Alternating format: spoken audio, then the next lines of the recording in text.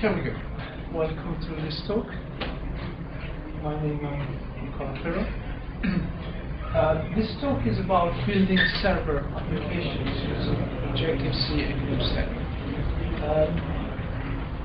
Well, the reason I'm giving this talk really is because this is an argument which most people kind of ignore. Actually, GNUstep is usually identified with this GUI development framework, mostly for GUI applications. But in fact, it's composed of two parts. One is GNUstep base, which is a non-graphical kind of foundation Objective-C, and the other part is GNUstep GUI, which is more for the graphical stuff. Now, GNUstep base is actually the most complete and truly tested and extensively polished part of GNUstep. So it's actually a really cool and finished piece of software that you can use. But it's really little known. It's actually little known to the public in a sense. The company I work for has been running very large-scale applications on this, like big messaging servers for SMS. We've done videos and stuff, and it really works really well. And so I always wonder why nobody else was doing it. So I give this talk just to give an overview of what you can do on how you can use this stuff. By the way, if you've been to the talk yesterday, this is kind of a copy and paste from that. Objective-C, which is the language used by GNUstep, is obviously a programming language. If you're using GNUstep to do server applications, you are going to use Objective-C. There's not much point otherwise. Well, there are some other options which we'll discuss in the end, but this is your main option. Obviously, Objective-C is a strict superset of C, meaning anything you can do in C also works in Objective-C. You can compile and link Objective-C libraries in your Objective-C program, which means, particularly for server stuff, it's great. You can take OpenSSL, you can take whatever else you have. Just any C library, you can just link it in and use it.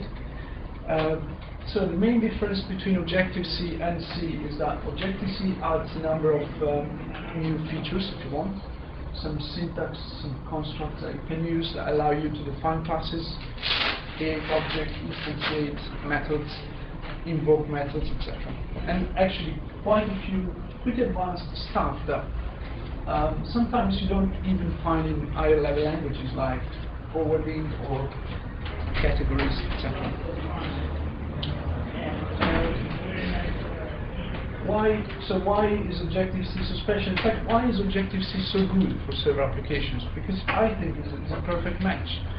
And the reason is, first of all, it's just C. It's compatible with C libraries. It can be as fast as C if you just use the kind of C subset of it. So if you're writing your server and there's that bit of code that really needs to go really fast, you just write C code. You just use C arrays and iterate and everything. But if you can also use its object-oriented extensions to structure your software like in a very good high-level language, do your nice design patterns, very dynamical. And then the nice thing is you can mix the two things. So once you have an experience, you can actually kind of change your style and have a bit of part more C-like, a bit of part more Smalltalk. So really it covers a wide range of things and applications you can do with it. So it's extremely flexible, and actually for server application, its foundation class library is really powerful. It's really good and it's brilliant. Now, why? I think I already answered that. Anyway, why would you use Objective-C for server applications? I've already said that. It's very fast. You can mix it with C. It's an high-level language which you can use to design your stuff properly, and you've got this powerful foundation library. So let's have a quick look at the foundation kit, which is what this talk is mostly about, basically. First of all, GNUstep base, which is this thing, actually implements the foundation kit defined by this API from 1994. Which defines a number of classes for an Objective-C foundation framework. We've got through some of these classes later, just to give you a better idea of the capabilities of this library. So basically, you've got obviously the root Objective-C classes. You've got strings, numbers, data, etc., arrays, dictionaries. Very interesting for servers. You've got one loops, timers. I'll talk about it later. You can do I/O, notification, a lot of stuff. Yeah, okay, so this was the OpenStep kind of API. This is how GNUstep actually does it. You can run your stuff on any operating system, in particular all the various Unix variants, which are probably what you're most interested in. You need a new Objective-C runtime, which is shipped with a Free Software Foundation GCC, so you don't really need to do much. And obviously that's a bit, that's GNUstep based. Okay, so let's have just a quick look at what actually you need to build server applications with GNUstep. First of all, you need GCC.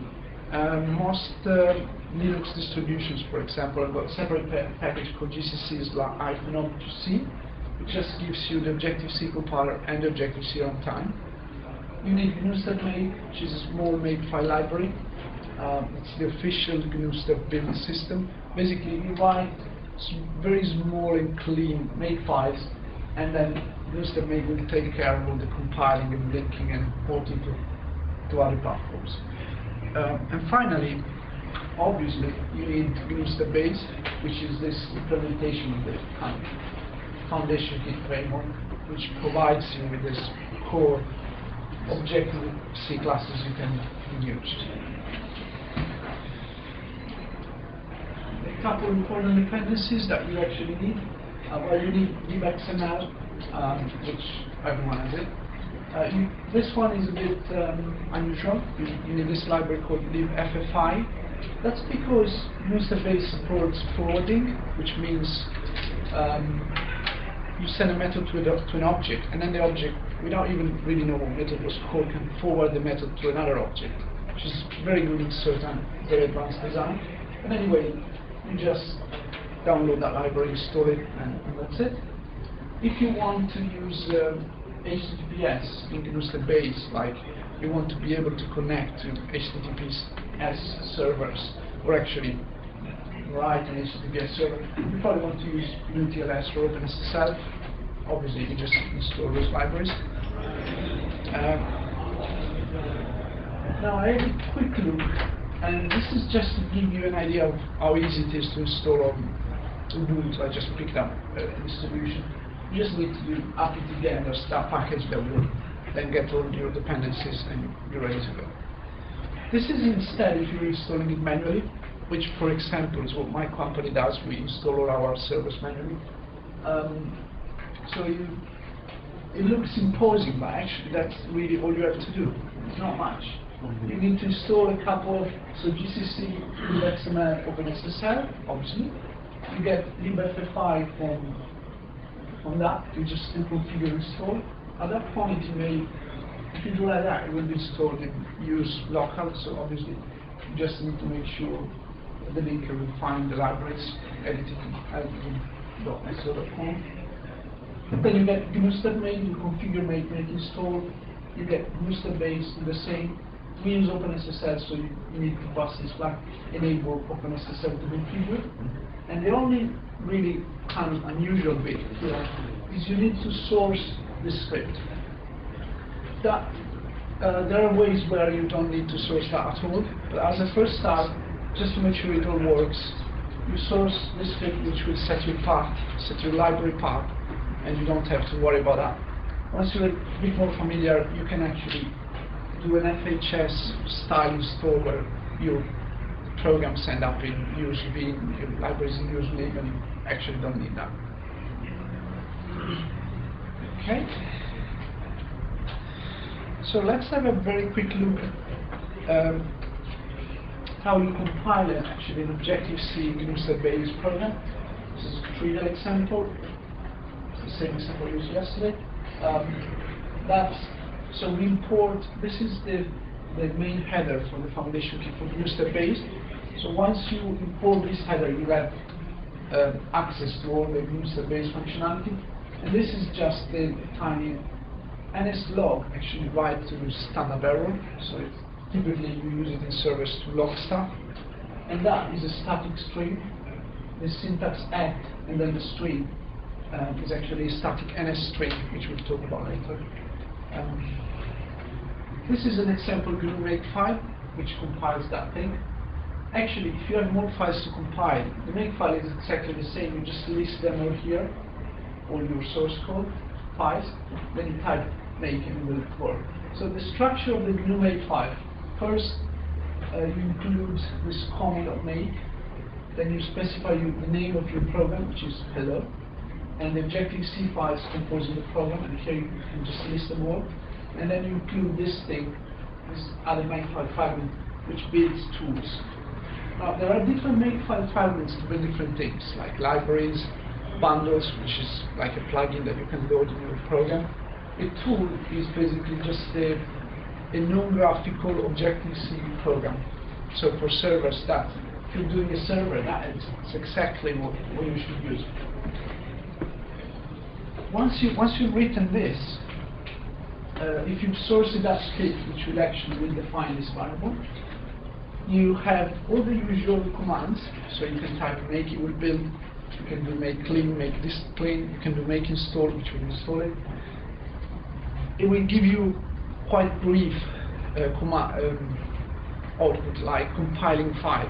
If you actually want to see the GCC command line, the link, exactly, just add these messages before yes, and it will be go into variables mode and print everything that it's doing. You can also use it for making install, for example, if you want to see where things are going. Actually, it then supports a lot of other stuff, like test view, all the stuff you usually expect. But probably you just need to know that. And when you type make, it will tell you there's a special target you can run to get help, and it will be printed in the first line. Okay, at this stage I was planning to do a quick demo, but with the thing I think we'll just skip that. Anyway, basically, if you put those two files in there and type make, it will compile them, so that it's not that great. Then we'll see. Okay, now if you're actually trying to do this, where do you start? First of all, you need to just know a bit about Objective-C, about this GNUstep-based foundation kit we're using. This page has got a number of tutorials, which I actually wrote myself. And it's a good starting point, like for those make files, for some classes. GNUstep-based has an extensive API reference, which I think is pretty complete. Okay, almost complete. And that's kind of the URL. So when you don't know what a method does, what a class does, which class to use, you can go there and just walk around. You can actually, I didn't list it here, but you can actually also go on the Apple website and look at their foundation kit, which is a similar API. So sometimes it may be a bit misleading, but now, okay, let's have a look at like the basic classes of GNUstep-based.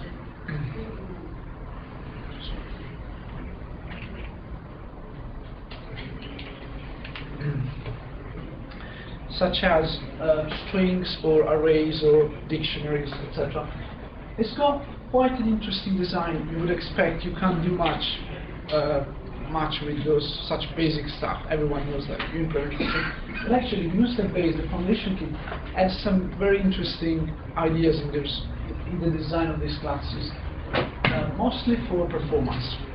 One thing it does, it uses this cluster design, which means basically it's a way of optimizing the classes without kind of changing the API.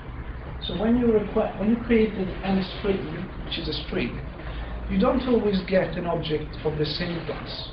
You get an object of it's called a concrete subclass, which actually is optimized for that type of string.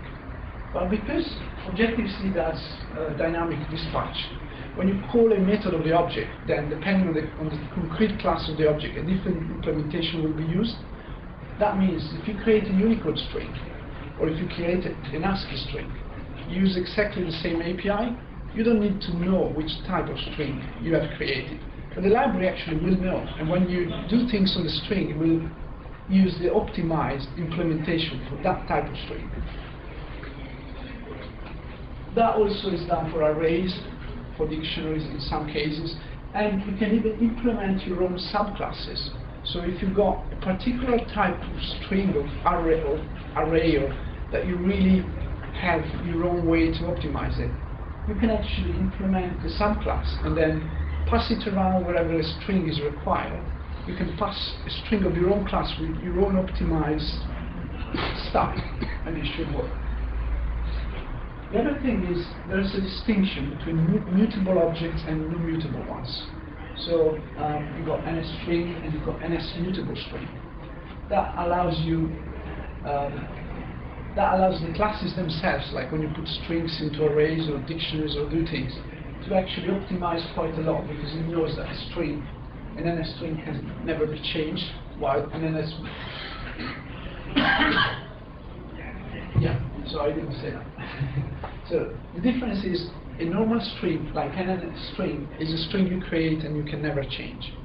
If you plan on changing it, you should create an NSMutable string, and then you can add characters, remove them, etc. So let's very quickly have a look at these base classes. This is, for example, NSString.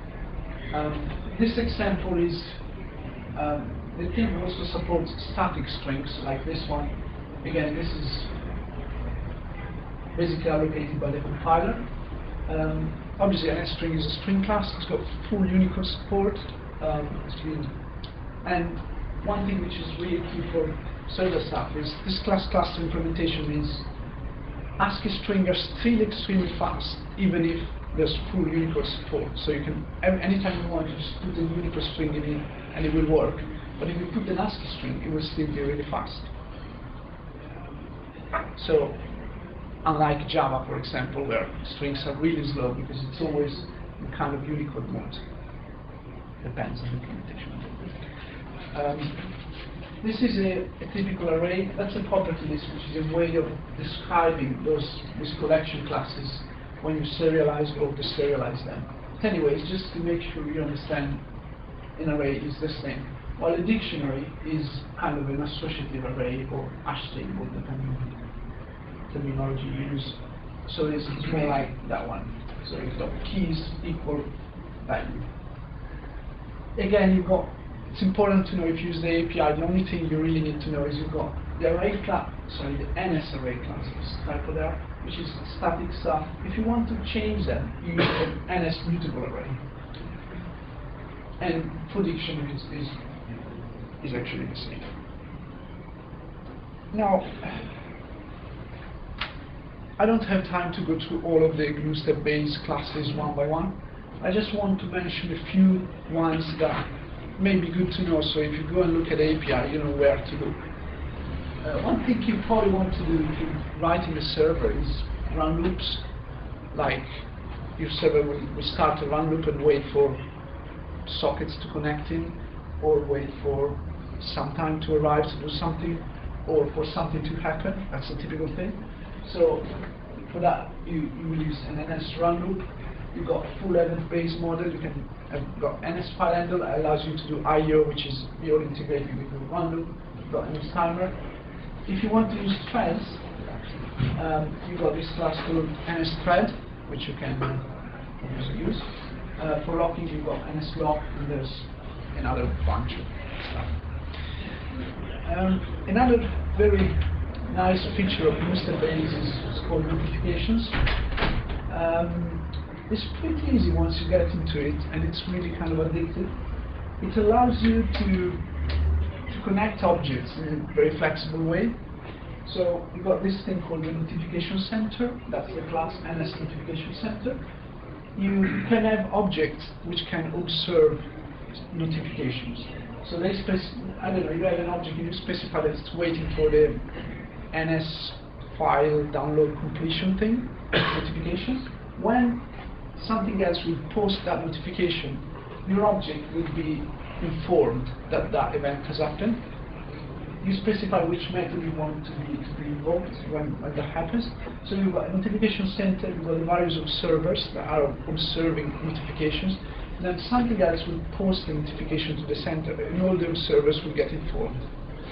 that's nice. It's a kind of standard design pattern because it allows you to link basically the server to the object posting the notification without actually themselves even knowing each other. There's this notification server in the middle that acts as a flexible. Obviously, if you actually want to use it, just have a look at the notification center. If you look in the GNUstep code, you will see it used a lot. And it's a very good idea to use it in your code as well, because it's really flexible. The other thing that GNUstep GNUstep in general do a lot is using delegates. Now, this is not really implemented in the library in the sense that you don't need the library to provide you with the ability to create delegates. But it's something that is almost everywhere in the API, and it's actually something you want to do in your own APIs as well, in your own code. A delegate, basically, the idea is in object-oriented stuff, you usually subclass a class to extend it. The problem is sometimes that's very heavy. You have to create a subclass. It can be quite messy. Delegates allows you to extend a class without subclassing. So you've got your class that does something, and then you add that just the usual method setDelegate and a method to return the delegate. And then whenever you're using an instance of the class, you can set a delegate. And then the class, obviously, when it's processing, at some point should check if there is a delegate, and if so, we'll call the method of the delegate to ask to delegate some of the processing to it. It's very flexible, and it's really good. So it's if you actually, even if you are not going to do this, it's a really cool thing to have a look and see how it works in the OpenStack API, etc. That's just like C# delegates, right? Function pointers. Sorry, it's similar to C# delegates, right? Where they're basically function pointers that you. No, it's totally different. It's totally different. Yeah. You do have a function pointer, but you just like. Usually if you have a delegate, then you ask the delegate whether it implements the method or not. Right. So it's totally dynamic. Whereas in C#, it must be already there. It must be defined. It's not a runtime thing. So a delegate is an object, basically.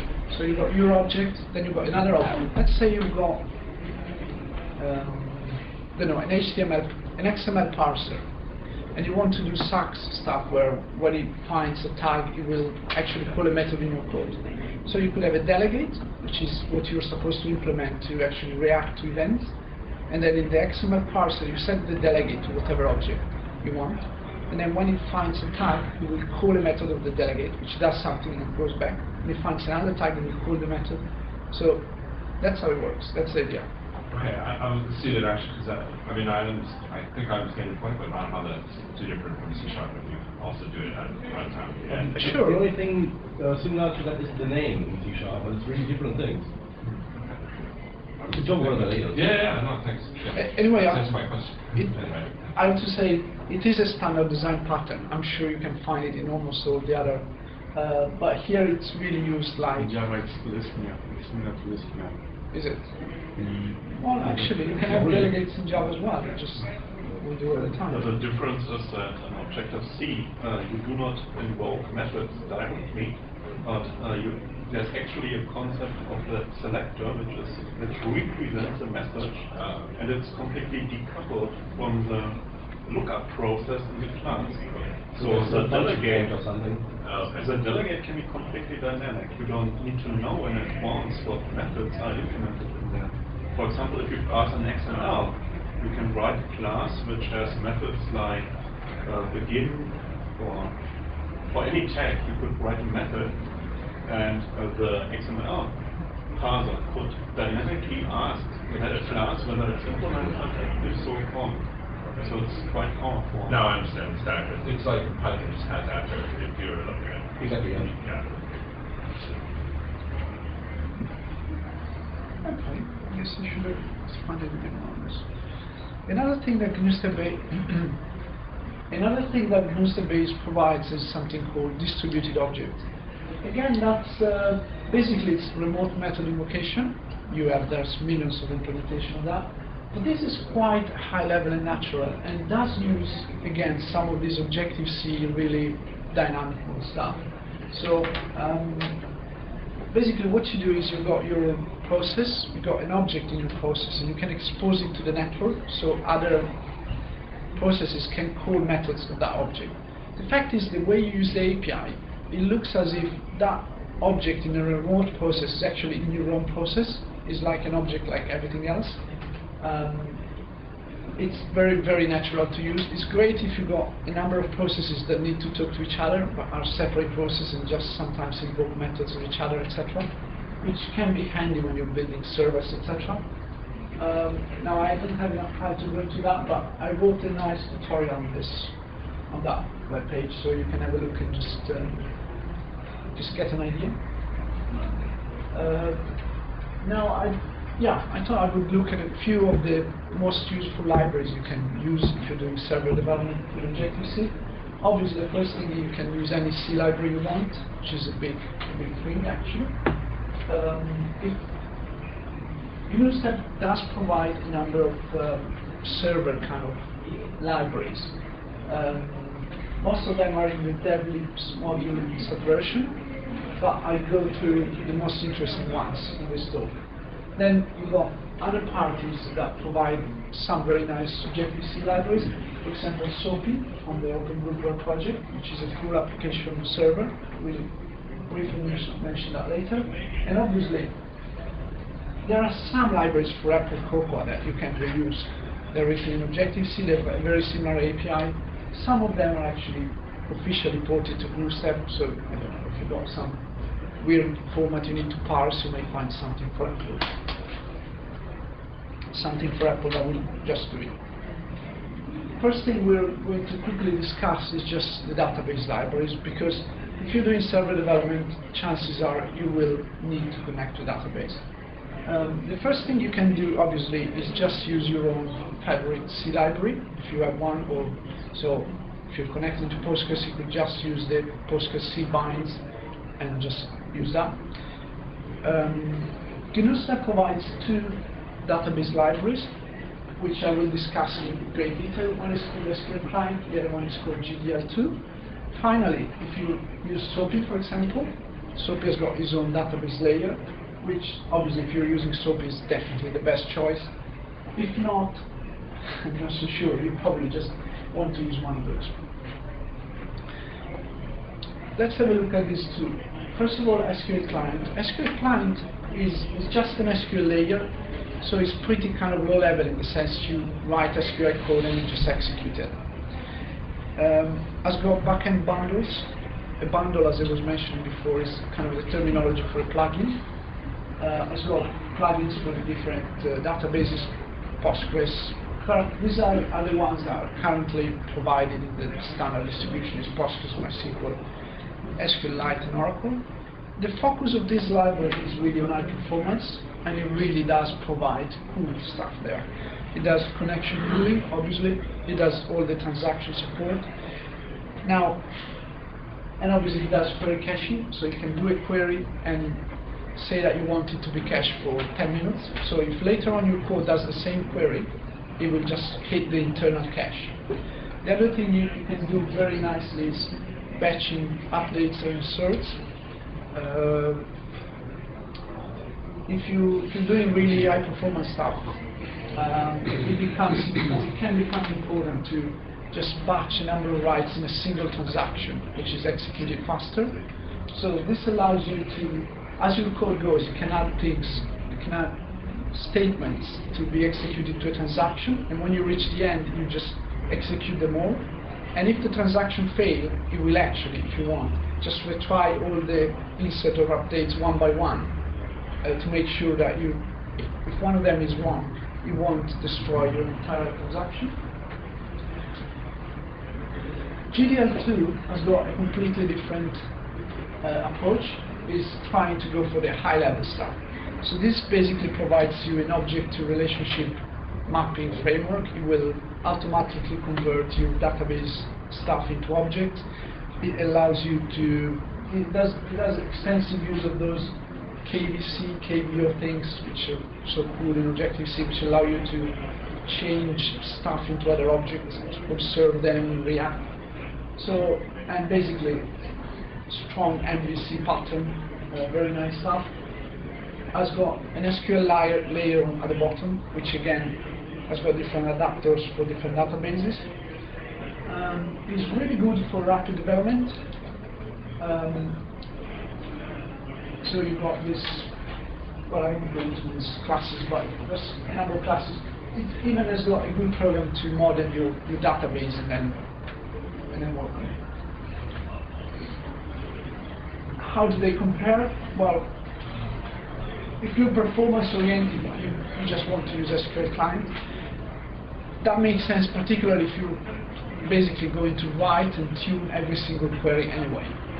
If you require that level of sophistication in terms of performance, obviously you don't want anything to generate queries for you. You just want to write your own, tune them one by one, and then you should just go with SQL client. If you're looking for an high-level framework where you can work properly with properly designed stuff, etc., models, objects, etc., you don't want to write SQL, GDL2 is for you. Performance is generally good. I have to say it's a bit hard to get into because it's modeled over an old framework from NextStep called EOF. So the people who knew EOF know everything about this. The people who have never used it, it's usually a bit hard to get into. But once you get into it, usually people just fall in love with it and say it's the best thing ever. Question. Go on. How does the maturity of GDL2 compare to the maturity of EOF, let's say 5-6 years ago? Good question. Anyone who? My opinion is not.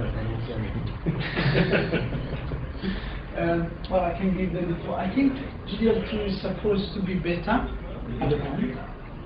I think there are people using it in real life situation in production, but for example, I'm not sure all the adapters are fully tested. I know the Postgres one works really well. I'm not that sure about the elements, so it may not be as polished as. My question was not so much about the adaptation of database adaptation, Yeah, sure. but was more about the framework itself. I used to work with EOF from 2000 to 2003. Yeah. So it's been 5 years since I looked at it, and that's one of the reasons I'm here.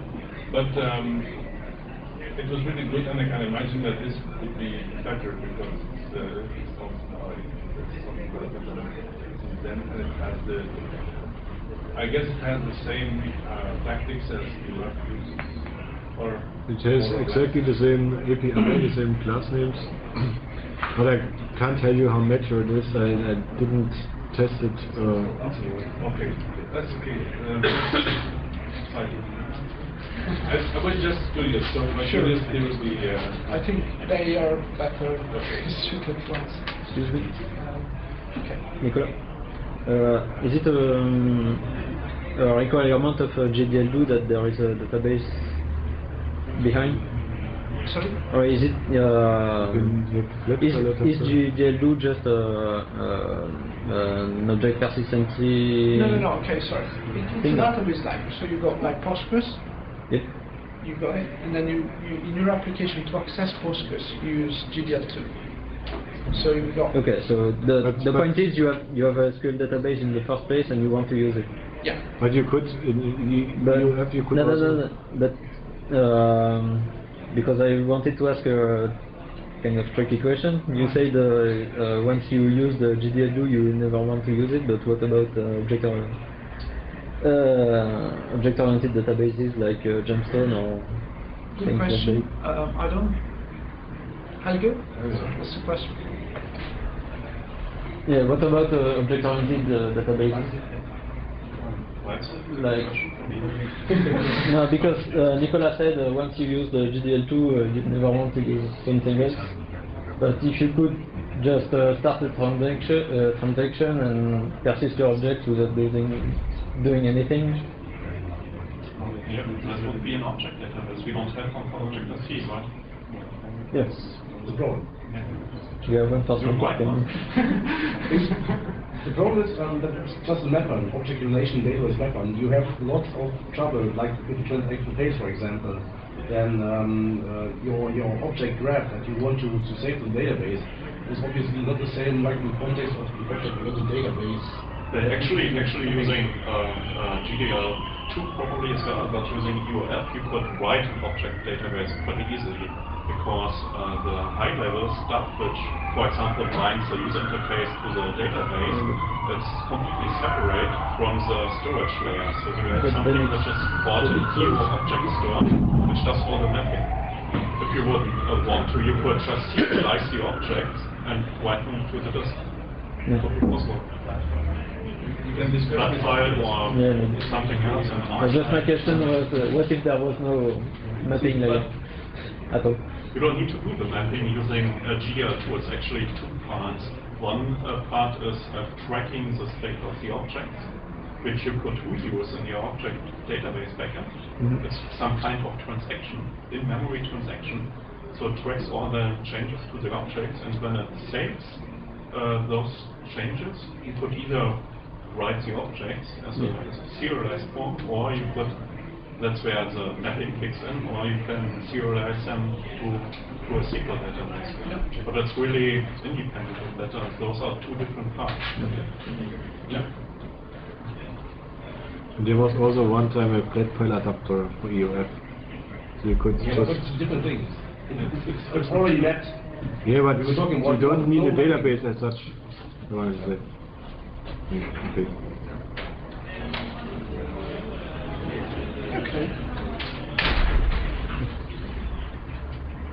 Okay, another library which is perfectly useful is GNUstep provides this library called Web Server Library, which allows you to implement quickly basically HTTP servers. This is not really for building web pages, it's more for, you know, API, transactional APIs, where someone is calling your API to do something, you know, connect to your database or something. It provides a kind of full web server. Usually use it with Apache font.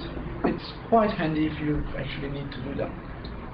In case you need to interface with Java stuff, there's a GNUstep to Java interface, which allows you to use Objective-C, object classes, etc. from Java, and vice versa, Java stuff from Objective-C. It's very cool. It does work. There's a number of cons though. It can be slow, so you don't want to overuse it.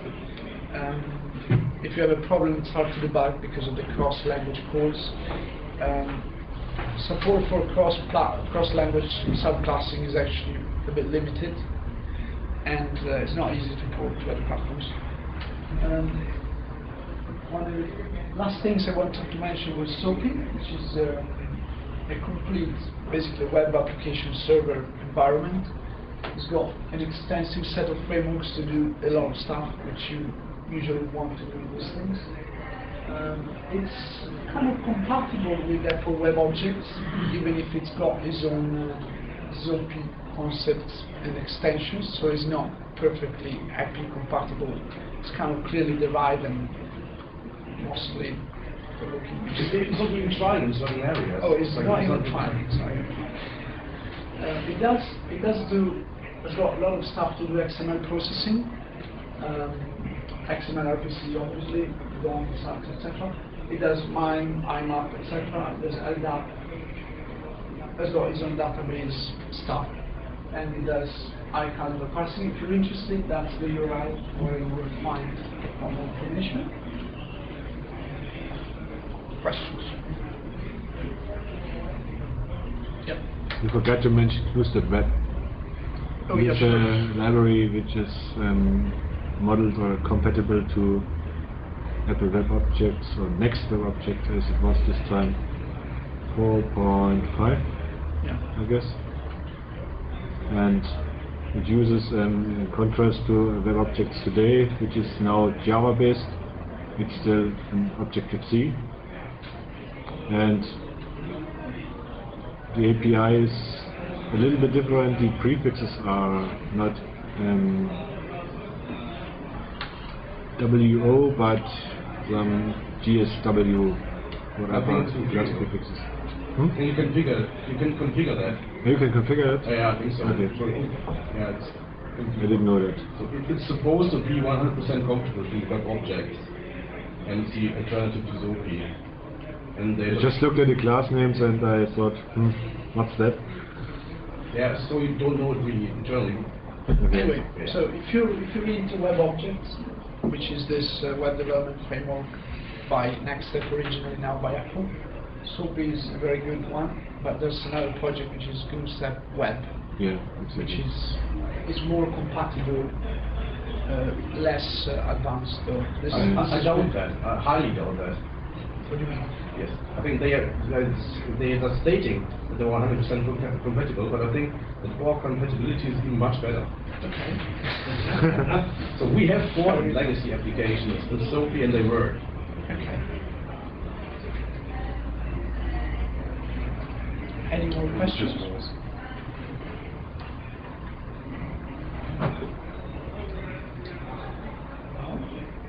In which case, thank you very much. If you want more information, that's the website.